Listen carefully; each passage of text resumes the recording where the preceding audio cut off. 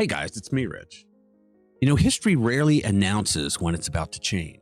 Empires rise with noise, armies march with banners, kings issue decrees that echo through marble halls. But the most important turning point in human history arrived quietly on an ordinary night in a place most people never even noticed. It happened in Bethlehem, a small Judean town that barely registered on Roman maps. Bethlehem was a small village, likely home to only a few hundred people. It mattered historically because of its association with King David, not because of political or economic influence. Roman records would not have noted a birth there.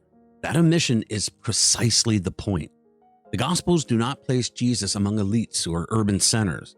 They place him at the margins, where history usually forgets. Archaeological evidence suggests that homes in Bethlehem were modest limestone structures, often incorporating caves used for animals. A feeding trough would have been common, not symbolic. At the time, the known world was ruled by Rome. Caesar Augustus governed an empire so vast it seemed permanent. Roman roads stitched continents together. Roman law enforced order. Roman legions crushed any resistance. To Rome, people were numbers. Names were secondary. Compliance mattered more than conscience. So when Augustus ordered a census, it was not unusual. People traveled. Taxes were assessed.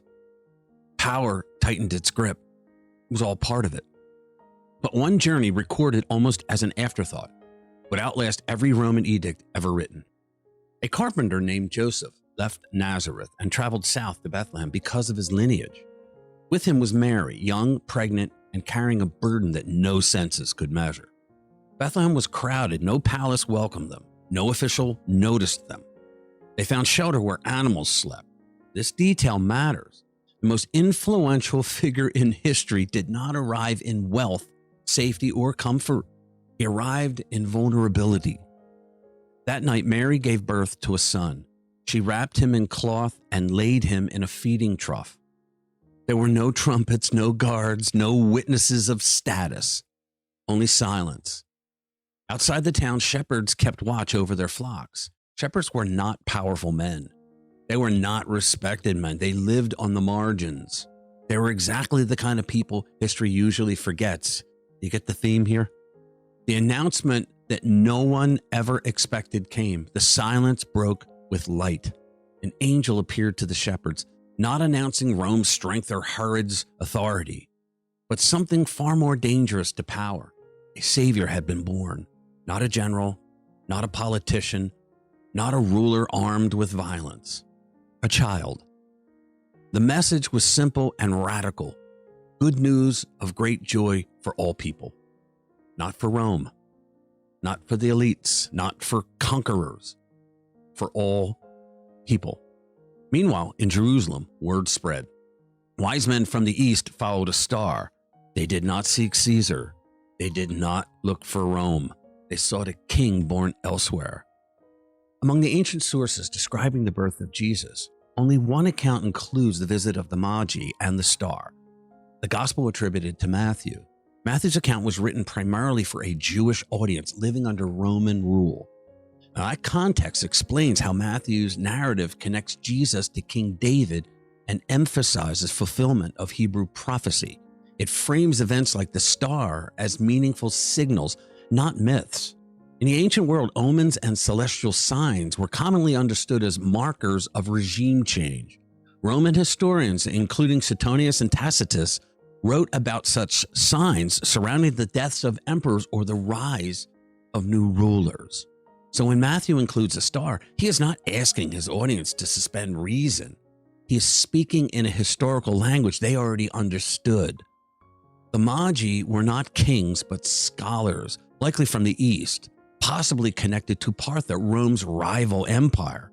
Their presence hints at an international awareness that something significant had occurred in Judea. Ancient historians record unusual astronomical observations during this period.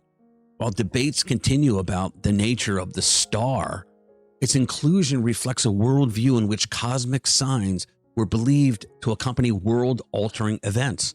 For Matthew's audience, This was not superstition. It was historical signaling. Now, this disturbed Herod the Great, a ruler who knew power only through fear. Herod understood something Rome often missed. This child was not a threat due to the presence of armies. He was a threat because of the truth. Herod responded the way tyrants always do, with violence. History records his brutality, but does not remember him for greatness. It remembers him for fear. Empires promised peace through force. This child promised peace through humility. That's why this moment endures. Rome promised order through control. This child offered freedom through love. 2,000 years later, Rome is in ruins. Augustus is a chapter in textbooks, and Herod is just a cautionary tale. But the name spoken quietly in a Bethlehem stable still shapes the world today. Not because he conquered, because he came. What makes the Christmas story endure is not sentiment. It is specificity. It happened in a particular place under a documented political order during a known moment of imperial control.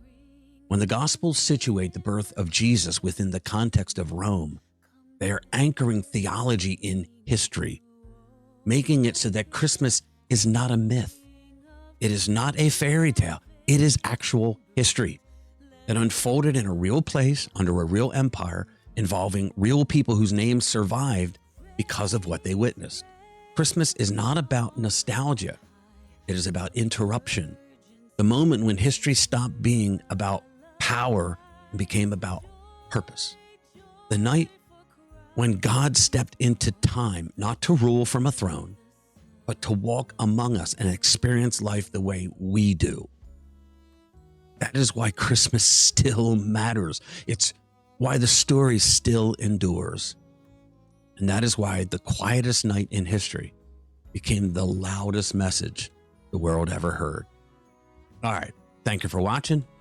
Merry Christmas.